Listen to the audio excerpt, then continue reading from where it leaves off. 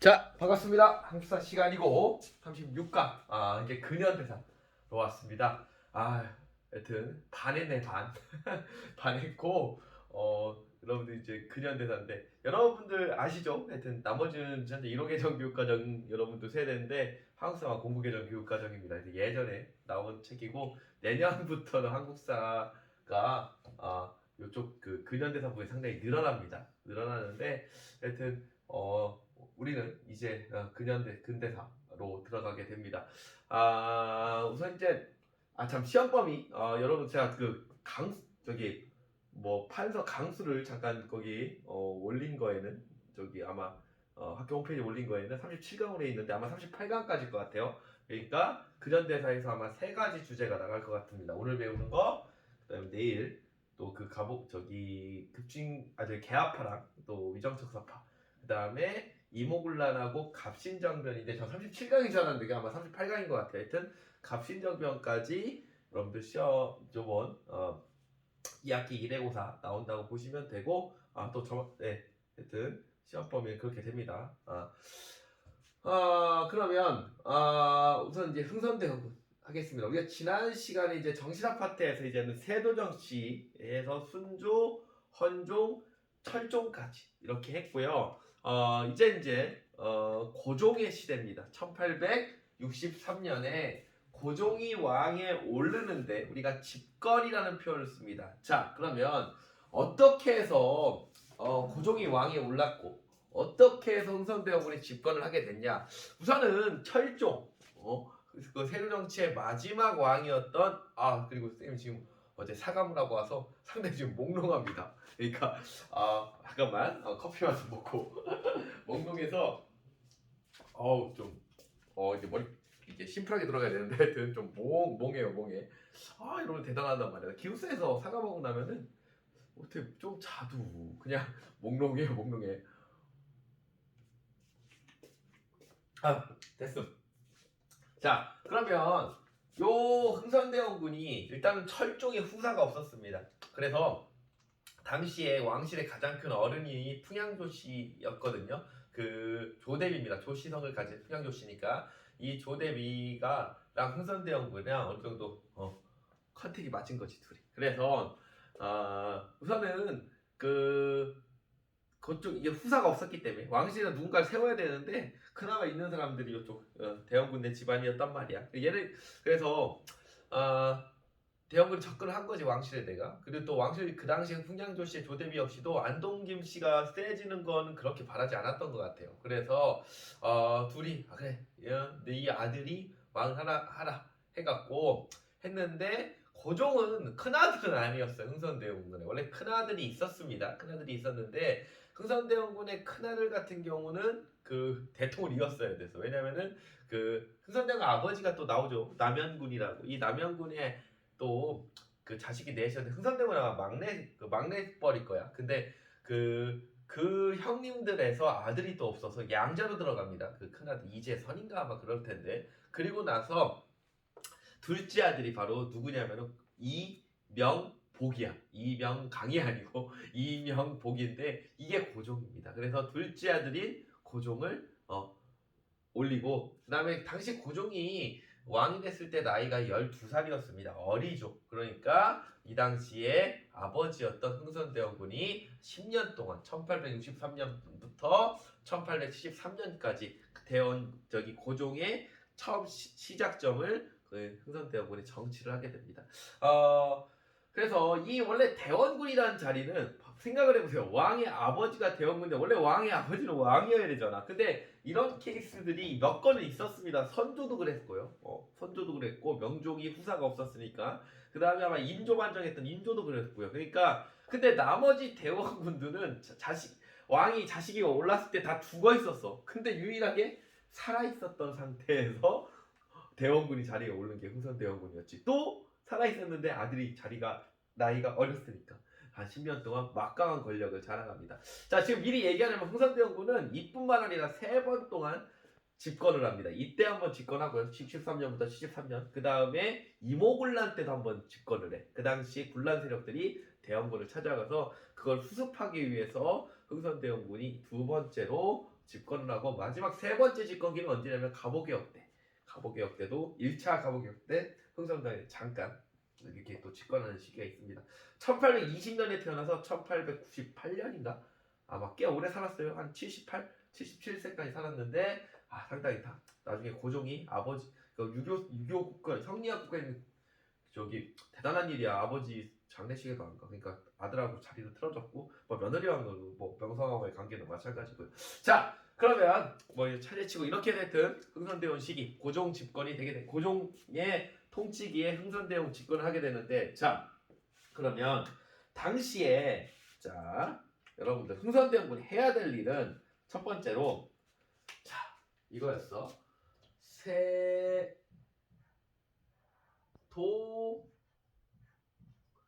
정치가 자 19세기 초중반에 있었고 이 세도 정치를 해결해야 됐고 이 추락한 왕권을 복원시켜야 되는 게 흥선대원군이 해야 될 첫 번째 임무였습니다. 당시 흥선대원군은 두 가지 임무가 있었다고 보시면 돼. 첫 번째 세도 정치로 완전히 추락한 이 왕권을 다시 회복하는 작업을 합니다. 자 그래서 흥선대원군은 첫 번째 어떻게 왕권을 강화했는지 요거를 한번 정리를 해볼게요. 첫 번째 자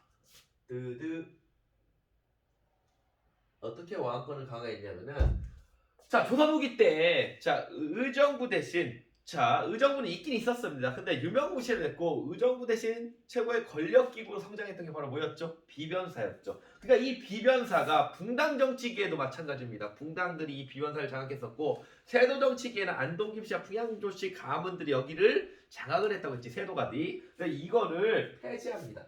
없애버리자. 비변사 폐지. 자 비변사를 폐지합니다. 비변사를 폐지하고 자 그리고 나서 다시 요 기능을 부활시킵니다. 다시 의정부에서 원래 비변사는 여러분들 뭐 하는 겁니까? 군사기구였는데 나중에 행정까지 했죠. 다시 행정의 최고기구였던 의정부의 기능을 부활시킨다고 보시면 됩니다. 그래서 의정부야 너는 행정을 해라. 비변사를 폐지하고 다시 의정부의 기능을 다시 원래 있었던 겁니다. 유명무실했던 의정부 행정기능이 다시 부활해진 거고 다음에 군사 원래 비변사 없으니까 군사기구 군사적인 역할을 어디서 하냐면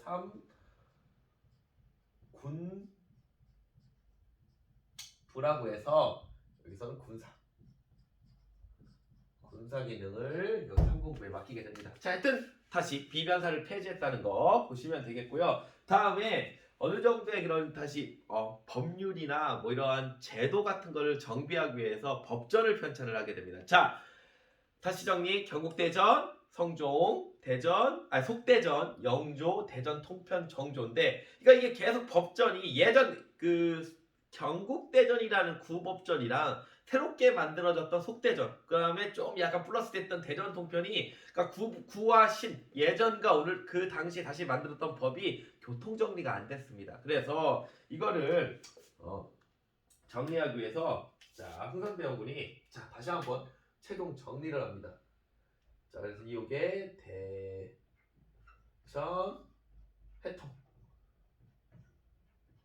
해통이라고 해서 해통 이게 뭐 하는 거야? 순환되게 된다.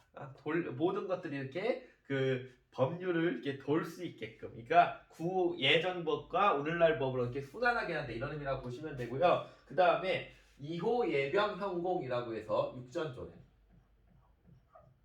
육전조례라고 해서 2호 예병 현공 이렇게 해서 정리를 한다라고 보시면 되겠습니다.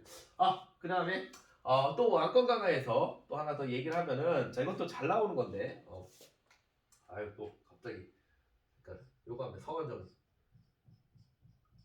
미안하네요. 갑자기 녹색 썼다 다시 자 당시에 서원이라는 게 조선 후기 때 상당히 또 당시 그 지방에서 또 양반들이나 뭐 이런 권세 있는 사람들이 요거를 통해서 다시 상당히 그 당시 일반 민들 백성들의 고열을 착취하거나 그다음에 면세 면역이 기본적으로 됐던 거기 때문에 이게 국가 입장에서 너무 많은 게 좋지 않단 말이에요. 이게 무려 600개가 됐거든. 600개. 이거를 47개로 거의 어마어마한 대폭 축소 작업을 하는 게 바로 이 흥선 대원군이 했던 일이 되겠습니다. 그래서 서원을 정리한다는 것도 잘 나오는 거니까 여러분들 기억을 하시면 되겠고, 자, 그 다음에 또 이 서원 정리 말고 또 뭐 또 있냐면은 교과서에 잘 언급되지 않지만은 만동묘라는 게 있었습니다. 만동묘. 만동묘는 뭐냐면은 당시에 그 명나라 마지막 황제의 제사를 지내줬단 말이야. 그것도 역시 흥선대원군이 그걸 또 폐지합니다. 만동묘라는 것도 편폐하는데 교과서에 잘 나오진 않습니다. 하여튼 그렇고 다음에 경복궁중건. 어우 또 잘 나오는 거죠. 경복궁중건. 자, 불에 탔던 임진왜란 불에 탔던 요 경복궁을 중건 다시 세운다는 겁니다. 다시 세웁니다. 이 작업을 하게 되는 거야. 자, 당연히 이런 대규모 공사는 돈이 많이 들겠죠. 그래서 자, 돈이 없단 말이야. 그래서 가장 유명한 게 당백전이라는 걸 발행합니다. 당백전. 자, 왜 당백전이야? 일당백. 당시에 화폐 가치 100배, 당시 일반 상평통보의 100배에 해당되는 가치를 넣은 요게 그래서 당백전입니다. 결국은 요 당백전을 대량으로 유통돼서 자, 그 유명한 무슨 현상이 일어나요? 인플레이션 현상이 물가가 어마어마하게 뛰는 인플레이션 현상이 또 일어나게 되는 거지. 상당히 또 잘 나오는 예죠. 전에 우리가 조선후기 때 전환 현상은 디플레이션. 요번에 그 흥선대원군 때 당백전 발행은 인플레이션의 구체적 예가 되겠고, 다음에 또 원납전이라는 것도 발행해. 이게 원래 기부세라고 해서 원납전, 원하는 사람만 납부해라는데 말이 원하는 사람이지 원통에서 납부한다고 해서 원납전이라 부르기도 했다고 합니다. 당시에. 왜냐면은 거의 강제 기부세야. 강제 기부세. 기부라는 게 내가 기부해야 되는데 아예 할당을 내게 갖고 낼 수밖에 없었고, 그 밖에 성문세도 인상한 거야. 여러분 우리 뭐 고속도로 톨게이트비 인상 이런 거라고 생각하시면 돼. 문을 지나가는 거 성문세 받기도 하고, 또 양반들이 제일 열받았던 건 뭐였냐면은 당연히 이런 대규모 이런 공사를 해야 되면은 목재가 필요할 거 아니야. 나무가 필요할 거 아니야. 옛날 건물 짓는데. 그러니까 묘지림이라고 해서 당시 양반 그 묘 이름난 집안의 묘의 그 뒤에 있는 울창한 살림들을 또 다 이 대원군 때 이거를 벌목을 해갔답니다. 그 묘지림 공사까지. 하여튼 이러한 것들이 또 부작용으로서 작용했다는 거 보시면 되겠습니다. 하여튼 왕권강화 정책인데 녹색은 그냥 단순 암기니까 그냥 이런 법전 만들었다는 거. 그 다음에 비변사 폐지, 성원정리, 경복궁 중건 다 쟁쟁한 거니까 여러분들 좀 보시면 되겠습니다. 하여튼 비변사가 이때 폐지됩니다. 원래는 임진왜란 때 최고, 그 전에 이제 외변을 겪으면서 변방을 막기 위한 임시기구 출발했던 이 비변사가 드디어 없어지고, 그럼 비변사는 뭐 의정부의 정승도 들어갑니다. 의정부 정승도 들어가고 2호 예병 형까지에 들어가. 그러니까 공조판서 마지막 그 육조판서가 모두 들어간 게 아닙니다. 그러니까 육조의 장관들이 모두 들어간 게 아니고 공조판서는 못 들어갔고, 하여튼 이렇게 구성됐던 비변사가 드디어 없어지게 되는 게 이 시기라고 보시면 되겠습니다. 자, 됐음.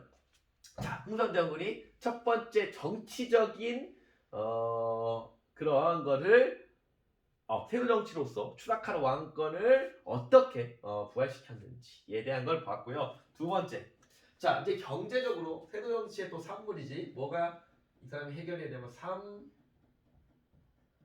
삼정의 문란이라는 거를 자 흥선대원군 또 해결해야 했습니다. 자, 그래서 이 삼정의 문란을 해결하기 위해서 자 이제 민생 안정 정책을 하게 됐는데, 이거는 민생안정 그냥 여러분들 그냥 라임 타려고 그냥 하는 거고, 실제로 중요한 건 이 안에 있는 내용이지. 자, 다 기억을 하셔야 됩니다. 자, 첫 번째, 자 삼정이 뭡니까? 전정, 군정, 항복인데, 자 삼정이 문란해서 그럼 이 밑에도 하나 제가 쓸 거거든요. 그래서 조금 제가 어차피 여러분들 그 판서 최종 된 거 보시면 되는 건데 그래도 이거 잠깐 제가 좀 작게 좀 쓸게요. 자, 민생안전정책인데 일단은 아, 자, 3점 씁시다. 다시 한번 복습해볼게요. 전정의 문란, 군정의 문란, 다시 환곡의 문란. 자, 이게 삼정의 문란인데, 자, 정전의 전정이가 일종의 토지에 부과하는 세금이 문란해진 거지. 영정법이 실시됐어도 각종 부가세나 이런 것들이 소장농에게 전가됐고 이러한 것들이 그 당시에 또 세조 정치식에 상당히 문제점이 됐는데 이 전정의 문란을 해결하기 위해서 흥선대원군이 제시한 거는 요거랍니다. 양전사업이라는 거예요. 양전사업.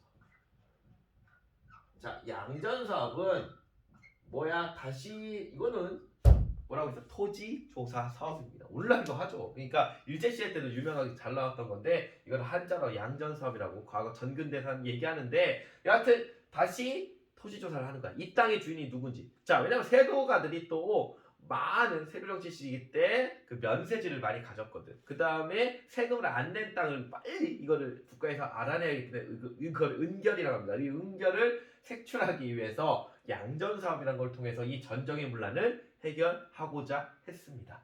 자, 근데 이거보다 중요한 게 이제 군정의 문란하고 환공의 문란인데, 자, 이 군정의 문란 같은 경우는 첫 번째 원래는 요걸로 하려고 해서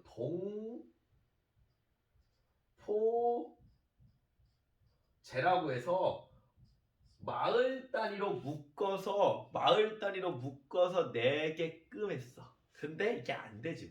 묶으면은 또 힘약한 사람이 더 많이 내니까. 그래서 야, 이거 안 되겠다. 마을 단위로 묶어서 내는 걸 하려고 하다가 요게 안 되고, 자, 집집마다 걷게 하는 거야. 그래서 자,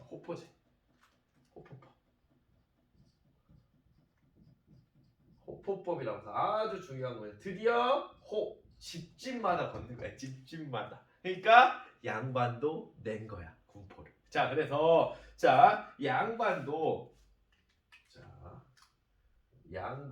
중요한 건 이게 포인트입니다. 양반들도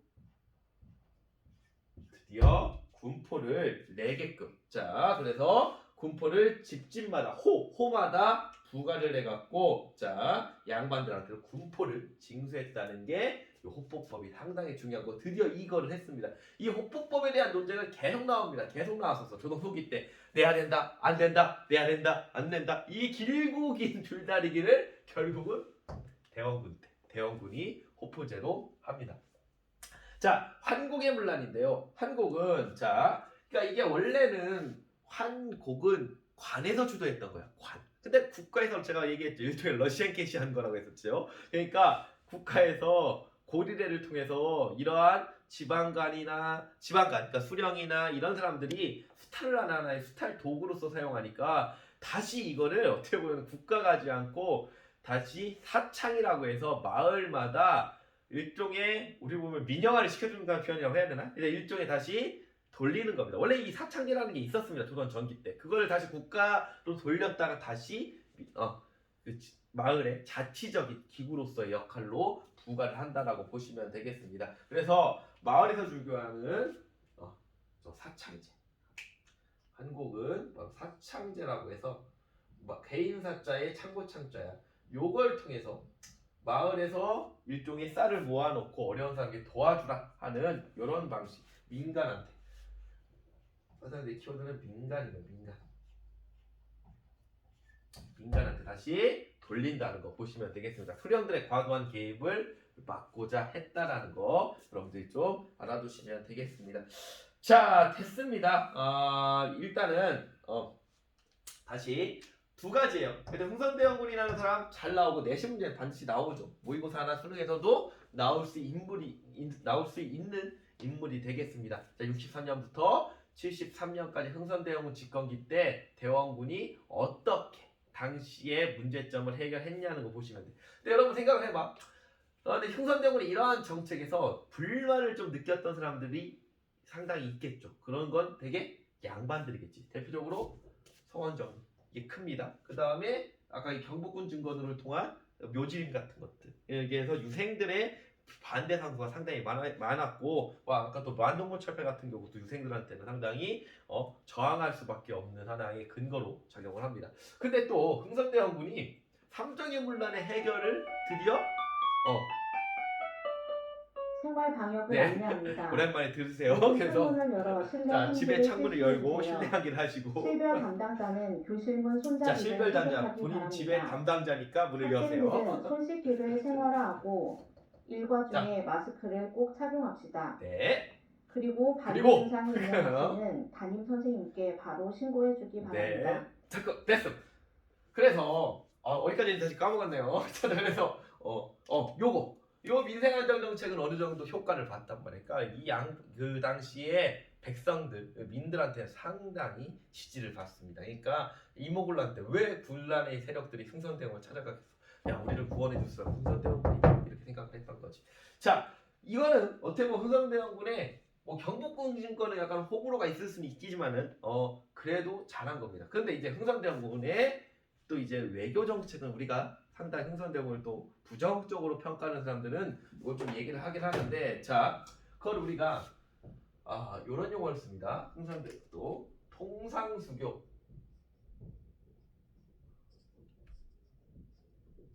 수교 거부 정책.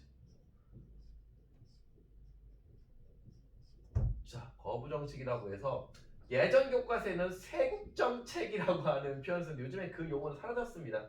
우리가 완전 닫아버린 건 아니니까. 그래서 예전에 세국 정책이었는데 오늘날은 흥선대원군의 그 뭐랄까 통상수교 거부라고 하면서 이렇게 얘기를 한다고 보시면 되겠습니다. 자, 그럼 시간의 흐름을 1866년으로 갈게요. 자, 이 1866년은 병인년입니다. 병인하면 많이 생각나죠. 이때 세 가지 사건이 있는데 첫 번째고 자, 병인 박해라고 있어. 요게 1866년에 병인년에 천주교 박해 사건이 있게 됩니다. 자, 원래는 이게 당시에 1860년 그러니까 이건 동아시아사에서 얘기하는 건데 그러니까 여러분 아편 전쟁은 많이 들어봤지. 그러니까 원래 아편 전쟁이 두 번 있었죠. 1842년하고 이제 1860년까지 이렇게 두 번 있는데 1차 아편 전쟁은 저쪽 상하이나 이쪽 남쪽 지역에 있었기 때문에 중국 그 왕실에서 별로 이렇게 신경 안 썼단 말이야. 근데 2차 아편 전쟁이 일어나서 에로 사건을 통해서 어디가 점령되면 거의 베이징까지 들어온단 말이야. 그래서 우리도 잘 몰랐거든. 근데 우리가 그 당시에 사신으로 갔던 우리가 보내잖아. 1년에 4번 사신으로 갔던 그 애들이 이거 본 거야. 이 서양이 이제 여기까지 들어온 거. 그러니까 이걸 당연히 다시 돌아와서 이제는 알리겠지 왕실에서. 그래서 그리고 나서 이게 서양색이 이제 완전 들어온다 판단했었고 당시 또 러시아가 그 2차 아편전의 결과 어디로 왔냐면 블라디보스토크 그러니까 연해주를 얻게 됩니다. 그러니까 우리랑 국경을 맞닿게 되는 거예요. 우리와 국경을 맞닿게 되니까 이제 새로운 러시아랑 이제 국경을 맞게 되니까 이거 당시에 이제 우왕좌왕했겠지. 이거 어떻게 해야 되냐. 처음에 원래는 그 흥선대원군은 이 프랑스 세력하고 처음에 손을 잡으려고 했어. 그러니까 어느 정도 이 프랑스 세력 왜냐면 프랑스와 러시아 특히 러시아가 이게 접근한다는 걸 통해서 러시아랑 프랑스가 당시 또 약간 라이벌 관계가 있었거든. 그래서 프랑스를 통해서 러시아를 견제하려고 했는데 결국은 그 당시에 우리나라 들어왔던 또 주교가 좀 약간 뭔가 코드가 안 맞았나 봐요. 그러니까 탐탁지 않은 결국은 1860년 병인박해라고 하는 그게 큰 또 천주교 박해를 일으킵니다. 프랑스 사제 한 8명, 9명 정도가 8명, 9명 정도가 사형시키고 당시에 또 거의 8,000명, 8,000명 정도의 우리 그 당시 2만 명 정도의 천주교도가 있었는데 그중에 8,000명, 9,000명 기록에 따라 다르지만 거의 반 이상이 죽게 됐던 사건이 바로 병인박해입니다. 가장 유명한 이 당시에 병인박해 했을 때 저기 서울 가면 절두산 얼마나 성지라고요. 절두 목이 잘린 거잖아. 얼마나 그러한 천주교 박해 사건이 있었냐는 거지. 그러니까 흥선대원군이 동학교도도 상당히 많이 죽였고 천주교도도 많이 죽였습니다. 그 당시 집권기 때. 자, 하여튼 병인 박해가 있었고, 자, 두 번째는, 그러니까 첫 번째 80 이 순서가 아마 첫 번째 병인 박해가 있었고, 그 다음에 이거는 이제 두 번째로 66년도에 제너럴. 자, 제너럴 외국발 이거 제너럴 셔먼호 사건. 이것도 1866년에 있었던 사건이에요. 이게 두 번째 사건이야. 아시다시피 셔먼 장군의 배가 저기 어디로 들어와? 그 평양 앞바다, 평안도 앞바다에 들어오게 되는데, 그러니까 처음에 우리 이 당시에 우리가 처음부터 싸운 건 아니었습니다. 처음부터 싸운 게 아니고 이게 들어오니까 처음에 평양 군민들이 상당히 잘해줬답니다. 뭐 먹을 것도 주고 배에 뭐 부족한 점도 수리해주고 막 그랬는데, 갑자기 애들이 화공으로 막 공격을 했단 말이야. 우리는 받으면 또 배로 갚아줘야지. 그래서 이 배를 또 박살냈던 게 제너럴 셔먼 사건인데, 이게 불미에 대한 또 심리하면 나올 테니까 일단 제너럴 셔먼 사건이 있었고, 이 당시 또 이 제너럴 셔먼 사건을 했던 그 평안 감사가 박규수입니다. 또 나옵니다. 박지원의 손자 박규수가 또 나오게 된다고 보시게 되겠습니다. 그래서 평양 군민들이 이걸 또 불태버렸던 사건이고, 당연히 이게 보시면 되겠고, 이게 하여튼 1월달에 병인박해, 6월달에 제너럴 셔먼호 사건, 그 다음에 7월달에 9월달입니다. 7월달에 제너럴 셔먼 사건, 그 다음에 9월달에 바로 병인양요인데, 이것도 66년입니다. 하여튼 병인 박해를 계기로 66년에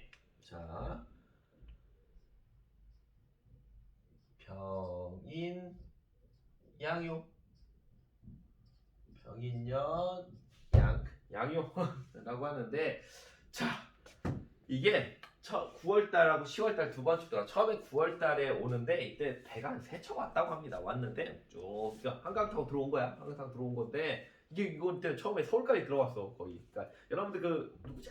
가수 하여튼 양화대교라는 노래. 그러니까 양화진까지 들어와. 양화진. 그러니까 여기가 그 한양으로 들어가는 초입입니다. 배 한강으로. 그러니까 양화진까지 들어오다가 그냥 쑥 하다 뭐야 이거 쑥 빠져. 그러니까 배를 타고 뚝뚝뚝뚝 왔어. 근데 원래는 이렇게 왜 배가 들어오면 뭔가 공격을 해야 되는데 뭐 공격하는 것도 없었대요. 그러니까 얘 뭐지 하다가 쭉쭉쭉 가다 뭐야? 그리고 다시 해서 저기 중국으로 빠집니다. 원래 중국에 얘네 배가 있었으니까 당시에 원래 그 2차 한편전쟁 같은 경우는 저기 영국하고 영프 연합군이니까 다시 빠져 그 배가. 그리고 나서 10월달에 다시 오는 게 두 번째로 쳐들어와. 그것이 보통 서울간이 아니라 강화도만 점령하면 되겠다. 그게 바로 병인양요.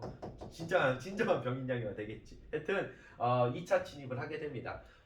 그래서 이때 보시면은 활약했던 사람들은 인물 정도만 기억하시면 됩니다. 병인양요 때 나름 이때 좀 싸웁니다. 신명요 때보다 우리가 근데 잘 싸웠어요. 대표적으로 한성군이라는 사람. 이미 있었고, 그 다음에 이 사람이 어디서 활약했냐면 문수산성. 한성근이 문수산성. 근데 이 사람보다 유명한 사람이 양원수지. 양원수 정도. 양원수.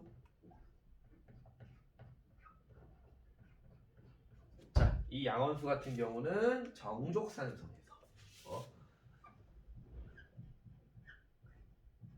정족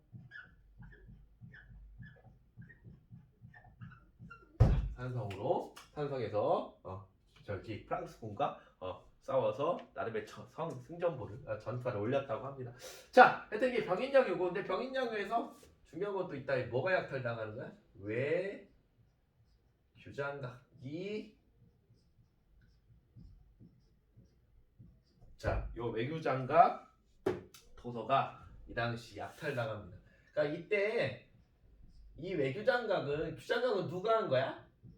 정조가 있죠. 그러니까 정조가 내교장각은 당연히 궁궐 안에 뒀겠고 외교장각이라고 해서 어느 정도 이 당시 가장 안정한 지역이 강화도라고 생각했겠지. 당연히 강화도. 그러니까 우리는 그 서양이 설마 일로 들어올 거라고 생각을 못했던 거지. 어차피 뭐 북방에서 쳐들어오기도 오니까. 그래서 근데 여기가 털린가 여기가. 근데 여기서 그래도 나름 왕실에 좀 진귀한 것들을 갖다 넣어놨습니다. 그래서 거의 그 3,000종의 그 당시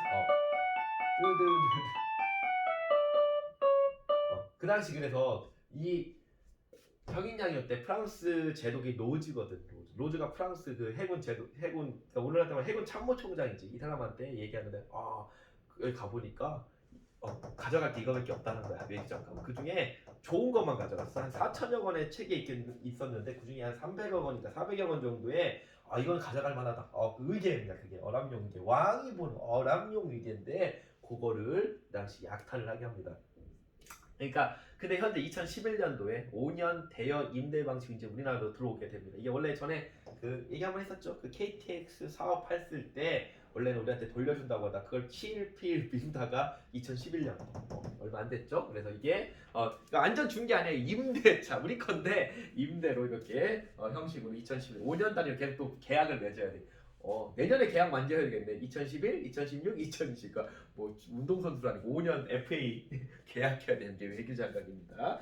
자, 됐음. 여튼 뭐 무슨 한성 근데 중요한 건 안현수가 아니고 양현수가 되겠습니다. 자, 다음에 이게 세 번째입니다. 그러니까 66년에 세 번째 사건이 있었고, 자, 그럼 또 68년으로 갑시다. 자, 1868년에 또 어떤 사건이 있었냐면은 이거 예전에 뭐 그냥 단순하게 이 시기에 그냥 쉬운 선거 문제로 많이 나왔던 것 같아.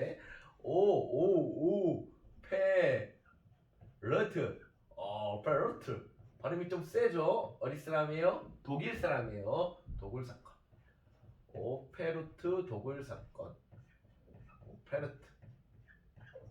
오페르트 독일 사건이 일어나게 됩니다. 자, 여기는 어디냐면은 충남 덕산, 그러니까 예산이죠. 예산. 그리고 누구 묘파 간 거야? 남현군이라고 해서 누구의 파더야? 대원군의 파더, 아빠죠. 남현군. 얘가 자, 이거 오페르트 독일 사건 다 얘기를 해보면은 우선은 이 남현군묘를 이장을 합니다. 이장을 하는데 원래 경기도 연천에 있었습니다. 그러니까 이 양의 아버지 묘겠죠. 근데 이것도 풍수지리 이게 영화화된 게 명당이라는 영화가 있습니다. 생각보다 잘 안 됐어. 근데 여기로 옮기면은 여기가 가야산이라고 합니다. 여기 충남 서산. 그러니까 가야산이 원래 유명한 건 저쪽 경상도에 있는데 제가 서산 출신이니까 우리 거기에 그 산이 서산하고 예산하고 이렇게 경계입니다. 그래서 하여튼 저는 운산 쪽이 거기 마이삼중 있는 쪽에 또 이렇게 올라가면 돼요. 이렇게 또 넘어가면 되는데 하여튼 거기에 하여튼 덕산 그 뒷산으로 묘를 옮기면 2대 왕이 나온다. 결국 2대 왕이 나왔지. 고종하고 순종. 뭐 본인도 왕이 거의 3대네. 거의 왕 노릇했으니까. 하여튼 나 경기도 연천 맨 처음 우리가 연천 전곡리 구석기 유적기에 있었던 그 지역에 있었던 아버지 묘를 옮깁니다. 자, 그런데 오페르트가 계속 통상을 요구를 했는데 두 번이나 이게 안 됐어. 안 되니까 이게 얘 혼자 한 게 아니야. 당시에 뭐 필리핀, 뭐 미국 사람, 그다음에 조선 사람들도 몇 명 자담했지. 얘가 어떻게 묘팔 생각을 어떻게 했어? 조선인들이 알려준 거지. 우리 사람들 일부가. 이게 최고의 뭐다? 최고의 어떻게 보면은 돌아가신 분의 인질 삼는 거지. 이걸 네가 도구를 하면은 뭔가 이룰 수 있겠다. 이거 소스를 준 거니까 이거를 얘들이 하게 된 겁니다. 자, 그런데 문제는 얘들이 그래서 아산 쪽인가 아마 들어올 거예요. 더 당진 아산이니까 들어왔는데 왔어. 도착을 했어. 야, 이제 가는 거지. 몰래 밤에 가니까 아무도 안 들킬 줄 알았단 말이야. 그런데 이게 근데 생각보다 잘 안 파죠. 왜냐면은 당연히 왕의 할아버지 묘인데 얼마나 크게 쓰였다. 봉분전체. 우와, 무슨 컸겠고. 석회가루를 상당히 많이 뿌려놨으니까 석회가루 뿌리면 잘 안 파집니다. 안 파집니다. 안 파지고 당시 또 우리 충청도에 그 우리 농민들, 우리 서산 요쪽, 서산 요쪽에 거의 서산, 당진, 예산의 농민들 얼마나 또 부지런합니까? 그러니까 새벽 일찍 우와, 뭔가 소리가 나는 거. 뭐야? 보니까 파고 있는 거야. 소리 나니까 그래서 막 이게 하다가 결국에는 도망가게 되고 이렇게 일단락된 게 오페르트 도구 사건인데 상당히 당시 조정에서 충격적인 일로 받아들였지. 이런 역시 양놈들, 서양놈들은 이게 뭐야? 이런 성리학적, 뭐 유교적으로 뭔가 이거 아니잖아. 그래서 하여튼 요 오페르트 도구 사건이 있게 되고 자 결국은 이걸 통해서 이게 또 더욱더 이 통상수교 거부 정책을 하게 되는 하나의 계기로서 작용을 하게 된다라고 보시면 되겠습니다. 자, 그러면 이제 마지막 1871년 좀 윗부분이야. 1871년입니다. 마지막이고 자, 이게 4번 오페르트 도굴 사건 넌 4번이야. 이제 5번 하면 윗단계는 끝나게 되는데 자, 이 제너럴 쇼브로 사건을 배경 삼아서 자 이제 미국 애들이 옵니다. 신민양이니까 신미양요. 신미양요. 당연히 또 강화도로 쳐들어옵니다. 자 신미양인데 자 이거는 5번째고요. 이때 활약한 사람은 나옵니다. 어재현 장군이구나. 우리 학교 어성경 쌤이 있고, 네, 어시 중에 유명한 사람. 일단 어재현이 있고, 어재현이 있습니다. 자, 어재현이 나름 강성구에서 황성보 전투에서 활약했다고 하는데 이거는 뭐 우리는 이때 거의 몰살합니다. 몰살 거의 뭐 3,400명이 이 전투에서 죽는데 우리가 승리했다고 하기에 조금은 어색합니다. 신미양요 같은 경우 그 당시 미국은 3명인가 3명인가 그렇고 이 신미양요에 대한 여러분 학교 한 신미양요에 대한 거는 저기 미터 션샤인 아마 유튜브 치면 나올라나 하여튼 미터 션샤인 첫 장면이 바로 이 신미양요 장면입니다. 그 신미양요 장면인데 거의 완전히 여기서 거의 뭐랄까 이걸 우리가 그냥 결국 얘들이 돌아갔으니까 얘들이 요구사항은 개항해라는데 그걸 그냥 그것까지는 하지 못하고 갔으니까 우리는 뭐 승리했다고 하는데 이게 과연 승리일까 라는 거지. 우리는 거의 뭐 사는 사람이 없었고 미국은 4명 정도 3명인가 4명 정도고 또 당시에 우리 그 수작이라고 해서 그러니까 우리가 여러분들 이게 해군들이잖아. 그러면은 장군 깃발이라고 생각하시면 돼. 우리의 장군 깃발이 미국 애들이 또 이걸 또 가져갑니다. 승리의 전리품을. 근데 이게 얼마 전에 우리 돌려줬어요. 그래서 이게 인천시 어디 박물관에 있는데 하여튼 수자기를 이때 또 약탈당하는 게 요 신미양요의 결과가 되겠습니다. 하여튼 요 신미양요 해갖고 적극적으로 항전했지만은 거의 그리고 또 그냥 초지진까지 들어가서 그냥 갑니다. 가서 끝나게 되는 거고 이렇게 해서 요 위치 통상수교 거부 정책에 대한 주요 66까지에서 71년까지의 내용을 정리했습니다. 자 그러면서 더욱더 신미양요 이후에 자 홍선대원군은 요 결사항전의 의지를 담아 너희와 상대하지 않겠다 하고 하는 비석을 만들죠. 그게 뭡니까? 척합의가 되겠습니다. 척합의 이제 신미양요 이후부터 전국 각지에 설립하게 됩니다. 여러분들 오래된 그래서 예전에 이런 거 척합이 잘 보여. 그러니까 어디 그 시청이나 면사무소인데 예전에 그 조선시대부터 현이었던 면사무소 D 보면은 비석이 상당히 많습니다. 누구 옛날 비석. 척합이도 잘 가면은 잘 볼 수가 있어요. 그러니까 척합이도 그게 이렇게 많이 아직도 전국 각지에 있습니다. 이거에 대한 사례가. 자, 그래서 비문 자체는 하여튼 병인양요 때부터 만들었고 세운 거는 신미양요 이후에 이걸 세운다고 보시면 되겠습니다. 자, 이렇게 해서 제가요 1단계 내용을 했고 자 그냥 빨리 이제 강화도 조약입니까? 여러분 내용이 그래도 이게 제가 많습니다. 좀 고생스럽더라도 좀 보셔야 됩니다. 자 여기까지 이제 흥선대원 집권기가 되고 자 밑에 한번 제가 여기다가 여기다 할까? 여기다 알아서 하세요. 여러분들 편하신 대로 하시면 됩니다. 편하신 대로 전 여기다 할게요. 그냥 여기다 또 연표야. 새롭게 노트 쓰셔도 돼요. 자, 그러다가 말씀드렸다시피 1873년도에 1873년도에 흥선대원군이 이제는 대원군이 실각합니다. 일단은 나이 자체가 고종이 20살이 넘었지. 진작 줘야 돼요. 줘야 되는데 흥선대원군이 그러니까 그 대원군은 실질적으로 무슨 직책이 있었지도 않아. 그냥 가서 그냥 했던 거야. 근데 이제 저기 누구야? 11월 달에 73년 11월 달에 그냥 고종이 문을 잠가버렸대. 오지 말라고. 그래서 그리고 나서 이제 둘의 관계가 이제 갈라지기 시작하는 건데 대원군은 약간 멘붕일 거야. 이놈이 내가 너를 왕을 만들었는데 그냥 거기 그 들어가는 입구에 문을 차단한 거야. 그러니까 비번을 바꿨다고 생각하시면 띠띠띠띠 뭐야 안 열려 이런 거지. 하여튼 대원군이 실각을 하게 되고 당시에 체익현이라는 인물이 체익현 많이 나올 거야 이제. 나중에 그 순국하시죠. 근데 이 체익현이 이제 상소를 올립니다. 상소를 올려갖고 이제 고종 친정해야 된다. 이런 그리고 어느 정도 민씨와 그 누구야 명성황후와의 어느 정도 뭔가 있었겠지. 네가 올려라 어떻게 될까. 그건 대원군이 실작하고 고종이 이제 친히 정치를 하게 됩니다. 그러면서 고종이 친정하면서 그러면서 이제 누가 대거 등용되겠습니까? 그 영민씨라고 해서 이제 명성황후 척족 세작들이 이제 들어가게 됩니다.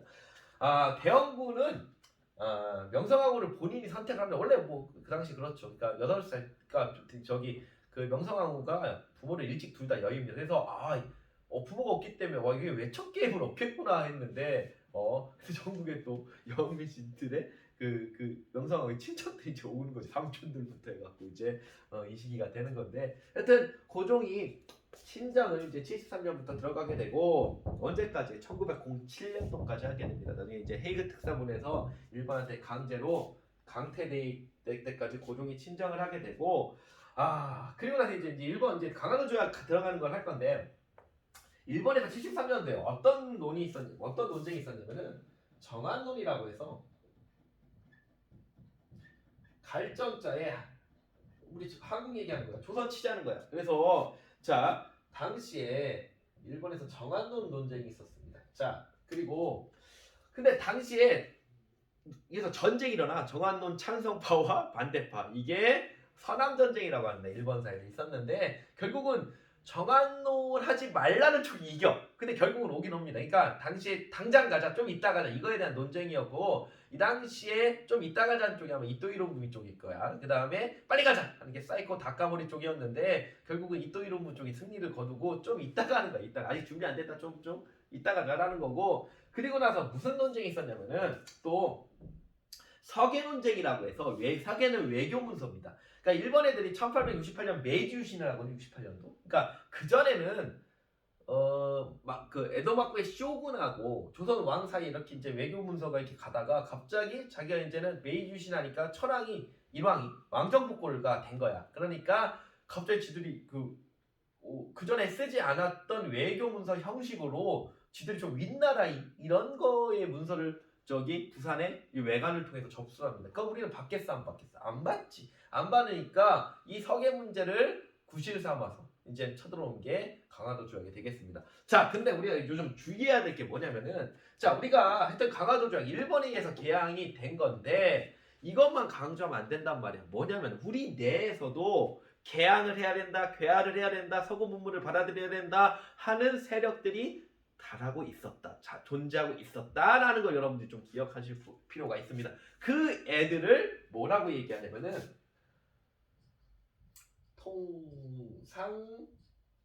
통상개합파라고 해.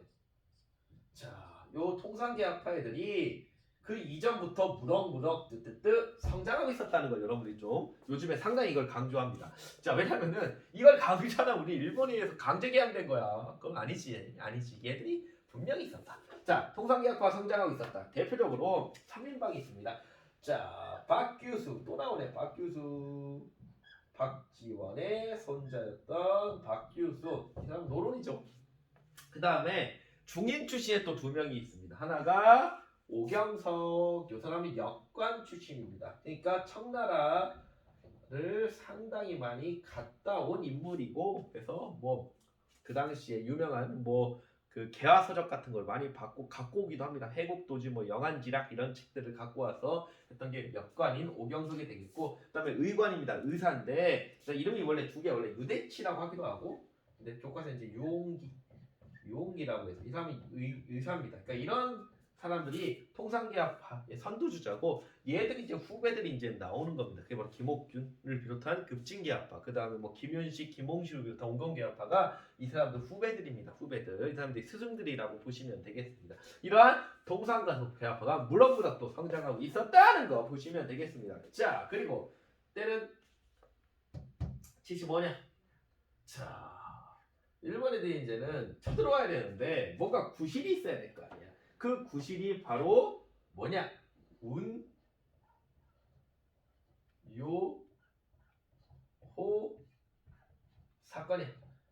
자, 이거는 일본 애들은 누구한테 개항을 당하냐면은 미국한테 개항을 당합니다. 1854년, 그 다음에 1858년 두 번에 또 조약을 따당 맺게 되는데, 그 당시에 지들이 개항이 했던 방식과 미국한테 어떻게 당했던 방식과 똑같은 거를 컨트롤 C 컨트롤 V에서 우리한테 대입을 합니다. 포함액이라고 해서 그냥 그냥 큰 거 갖고 와서 뻥 무기 보여주는 거야. 뻥 써버리고 강력한 무기. 그걸 똑같이 우리 서해 앞바다, 인천 앞바다에서 하게 되는 게 바로 운요 사건이라고 보시면 되고요. 자, 여하튼 이 운요 사건을 구실로 이 포함해교를 하게 되고, 자. 그래서 이 운요를 파견해 당시에 강화도에 초지진 나고, 어디를 또 포격을 하게 되냐면은 여러분들 인천국제공항 거기 가시면은, 그러니까 이제 지금 코로나 때문에 못 가지만 나중에 좀 많이 가실 거 아니에요. 우리나라에 또 자랑거리 중에 하나인데, 인천국제공항이 영종도라는 섬 거기에 아마 지어졌을 겁니다. 그거 하시면은 강화도 대학 좀 생각해 하시라고. 그 자리에 그 영종도 인천국제공항에 세워진 자리에 일본 애들이 자리를 잡고 포를 씁니다. 그래서 하여튼 운요 사건이 이때 일어나고, 결국은 일본이 조약 체결을 강요하게서 조약을 맺게 됩니다. 자, 그래서 76년 2월에 자, 오늘의 또 중요한 76년 2월 달에 자, 바로 강화도 조약입니다. 우리는 편의상 강화도 조약이라고 하고, 원래 요 조약의 정식 명칭은 조일 수호 조규라고 해요.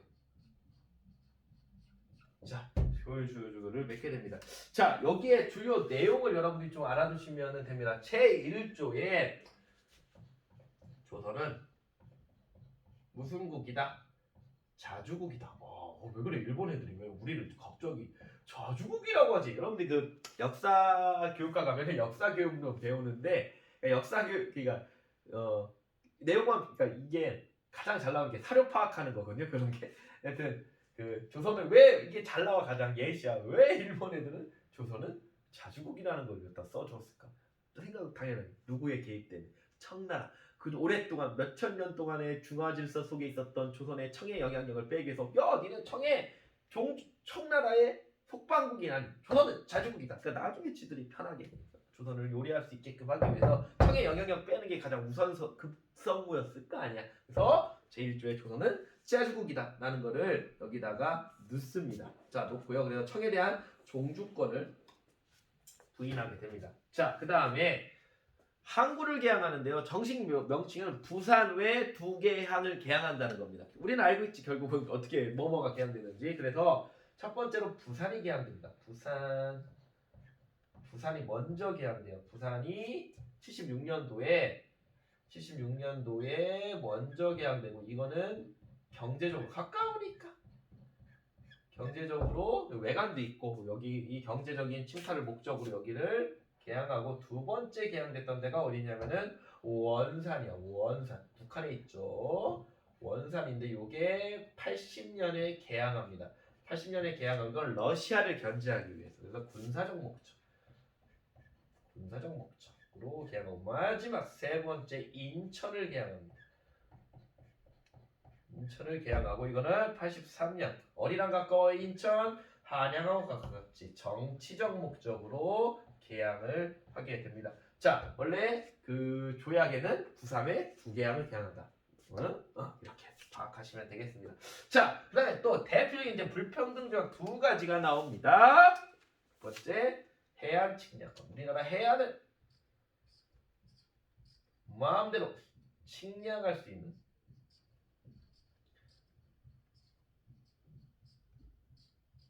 자 해안 측량권을 얻게 되고 플러스 또 치해법권 법권이라고 해서 우리가 그 일본인들이 잘못을 해도 우리 법으로 처벌을 못하는 거죠. 이거 다른 말로 일본의 영사가 재판한다고 해서 영사 재판권 건이라고 부르게 됩니다. 강화도 조약의 대표적인 요게 그냥 두 가지 무슨 조약이야? 불평등.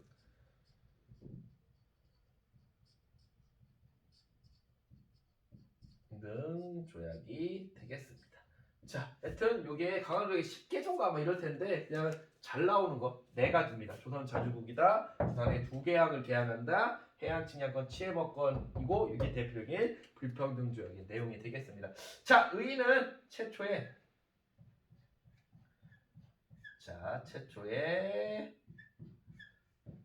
근대적 조약이다라는 거 우리가 최초로 맺은 근대적 조약이라고 보시면 되겠습니다. 자 됐고요. 그런데 일본 애들이 이게 2월달에 맺으니까 해보니까 너무 더 욕심이 생긴 거다라고 생각하시면 돼요. 왜 이렇게 이거밖에 안 맺었지? 우리 또 이때 경제적으로는 이게 정치적으로는 맺었는데 경제적으로는 크게 이득이 되는 걸 쥐들 입장에서 없었나 봐. 그래서 7월달에 더 맺어야 돼. 그래서 부속 조약이 또 맺어져. 그래서 이 강화도 조약의 부속 조약으로 플러스 부속 조약으로 플러스 알파 조약 업데이트가 되는 거야. 업데이트. 부속 조약이 또 맺어지게 됩니다. 그래서 자 76년 7월달에 76년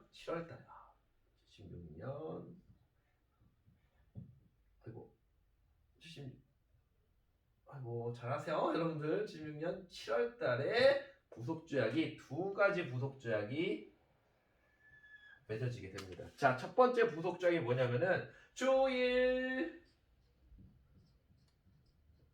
수호조규 선생님 똑같네요. 네 여기까지 똑같아요. 부속 조약이니까. 근데 부록 우리가 부록 예전에 저도 만화책 같은 거 사면 막 부록 주고 그랬었는데 하여튼 부록 그래서 부록이 있고 또 하나가 조일 무역규칙이 7월달에 다른 내용입니다. 각각 맺어집니다. 조일 수호조교 부록 같은 경우는 여기서 어떠한 게 정해지냐면은 1번 앞에 쓰게 해라. 자 1번 앞에 개항장에서 1번 앞에 사용 가능하게 해라. 그러니까 당시 부산에서 엔화가 도는 거야. 엔화가 도는 거고 나중에 이제 80년 원산, 83년 인천에서도 조일수고 부록에 의하면은 1번 앞에 돌 수가 있었던 거지. 자, 그 다음에 여기 있어. 거류지를 설정해달라.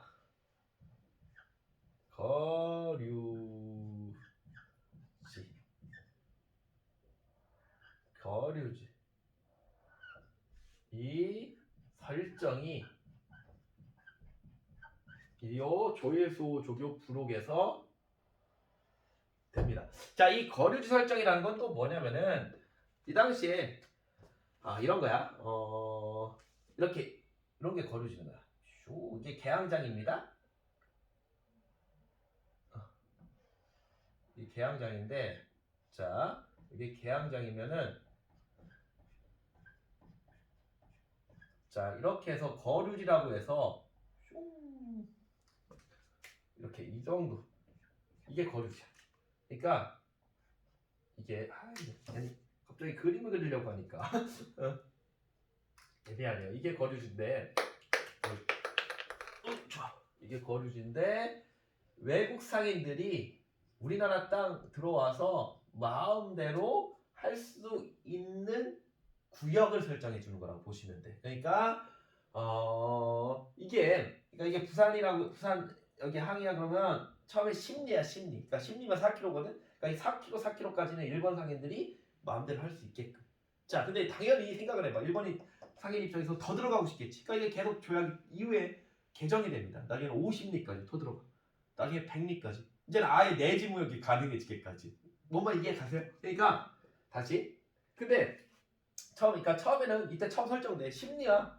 그러니까 이것만 해도 만족스러워. 근데 해보니까 더 들어가고 싶어. 계속 요구해. 더 들어. 나중에 50, 또 100리까지 이렇게 늘어나게 됩니다. 이제 아예 마음대로 들어갈 수 있게끔까지 되고. 그러니까 근데 또 하나 얘기해볼게. 그럼 이 거주지 무역할 때 우리 상인 중에 이득 본 사람이 있을까 없을까? 있지. 왜? 아니 일단 처음에 조일수교 부록 때 10리밖에 못 들어가거든. 그러면은 이쪽까지 물건 팔려면은 우리나라 상인만 들어갈 수 있으니까. 그러니까 이 당시 뭐 보부상 같은 사람들은 거류지 무역해서 나름 이득도 보기로 했다고 합니다. 여하튼 거류지가 뭔지는 알겠죠? 들어갈 수 있는 일종의 우리나라 뭐랄까 개발 제한 무역 같은 느낌? 이건 괜히 이상하다. 하여튼 이해했을 거라 믿어. 하여튼 이렇게 거류지가 설정됐다라고 보시면 되겠습니다. 자, 그러면 또 하나 이제 조일무역 규칙인데 이게 좀 더 중요한데 이건 산무야. 산무 정책이라고 해서 산무 정책이라고 해서 무관세. 관세가 없는겨. 무관세. 관세. 일본 상품 와도 관세 매기지 않았습니다. 무항세. 일본 배 들어와도 항구세 매기지 않았어. 와, 일본이 얼마나 되래요. 그 다음에 무제한 양국 유출. 우리나라에서 예전에 우리가 일본하고 맺으면은 기억나셔? 막 이렇게 뭐 약조 같은 거 계약조 맺으면은 뭐 세견미 몇서 이렇게 매겼는데 지금 마음대로 가져갈 수 있게끔. 이게 산무야. 무관세, 무항세, 무제한 양국 유출. 자, 당연히 우리가 무지막지하게 손해를 보게 됩니다. 자, 그래서 요거를 개정을 해요. 개정을 나중에 하는데 이것도 무지 중요한 조약인데 요게 개정을 우리가 요구해서 83년도가 되면은 조일 통상 장정라고 해서 그게 1883년도에 조일 통상제정조로 이거는 조일 무역 규칙의 산무 정책을 개정을 합니다. 이 때 일본이 관세를 일본 상품이 우리한테 관세가 이때 매겨져. 그 다음에 무제한 양공 유출도 안 할 수 있게끔 했어. 그래서 만약에 그의 농사가 안 되면 흉년이면은 그 지역의 관찰사가 요거를 설정할 수 있어요. 방공령. 만약 이제 이것 때문에 나중에 문제가 생기죠. 방공령이라고 해서 올해는 우리가 작황이 좋지 않아서 너희한테 못 주겠다는 거야. 근데 여기서 하나의 단서 조건을 놓습니다. 니들 그러면은 조선 만약에 우리가 양곡을 못 주면은 한 달 전에 통보는 해줘야 돼 하는 거야. 근데 우리가 나중에 방공령 사건 터졌을 때 1889년도에 통보합니다. 근데 일본 애들이 우리 못 받았거든. 뭐 오늘날처럼 뭐 메일 보내면은 후실 확인되는 것도 아니고 뭐 카톡 보내면 일자가 없어지는 것도 아니고 우리 못 봤어. 그러면서 나중에 또 방공령 사건이 일어나게 되는 거고 이거는 어떻게 보면 이 법 자체가 관세 설정할 수 있는 거 방공령 우리 의견이 관철되는 거지. 일본도 근데 바보가 아니지. 무역 협상한 거야. 그럼 니들 우리한테 뭘 줘라? 요걸 받아. 너네 일본 애들 최애국대요. 자, 요 최애국대요가 최초로 설정된 거는 다음 시간에 할 조미 수호통상 조약이에요. 조미 수호통상 조약인데 그 조미 최애국대요는 이게 어떻게 불평등 조약의 끝판왕인 거지. 끝판왕. 다른 나라가 얻은 혜택을 그대로 받아갈 수 있게끔 하는 게 최애국대요입니다. 최애국대요. 요것이 바로 별동상장정으로 얻게 되는 겁니다. 최애국대요 뭐 다시 한번 설명해 줄까? 자, 우리 1반 있고 2반이 있고 뭐 3반이 있어. 그럼 예를 들어 뭐 명강국이라고 있어요. 명강국이라고 있으면은 저희 우리가 약소국이에요. 명강국이. 그러면은 이게 1반, 2반, 3반, 뭐 4반, 하여튼 4반, 5반, 6반 모두 이게 다 이게 1반국, 2반국, 3반국, 4반국, 5반국, 6반국인데 다 명강국하고 체국 대우를 설정해. 그러면 명강국이 우리 1반한테 특권 하나 줬어. 예를 들어서 너희는 뭐 하루에 1시간씩 매일 1시간씩 축구 이용권을 줬다고 쳐. 그러면 2반, 3반, 4반, 5반, 6반도 축구할 수 있는 거야. 안 매점. 이해가셔? 이런 거야. 축구 이용권. 2반한테 뭐 매점 이용권을 줬다고 생각하고 그러면 다음번에는 매점 이용권 받는 거야. 이게 게 체육대회. 불평등 조약의 끝판왕 됐어. 여러분들 하여튼 나름 줄인다고 하는데 아주 중요한 내용 쟁쟁하게 있습니다. 하여튼 근현대사가 좀 어려워하는 친구는 어려워. 그래도 재밌기도 해요. 하여튼 고생 많이 하셨고요. 하여튼 업로드 하겠습니다. 시험법 이거 그 다음에 37강 이제는 위정척사, 그 다음에 개합화, 그 다음에 38강에 의무곤란과 갑신정변까지가 시험법이라고 보시면 되겠다. 고생하셨어요. 안녕.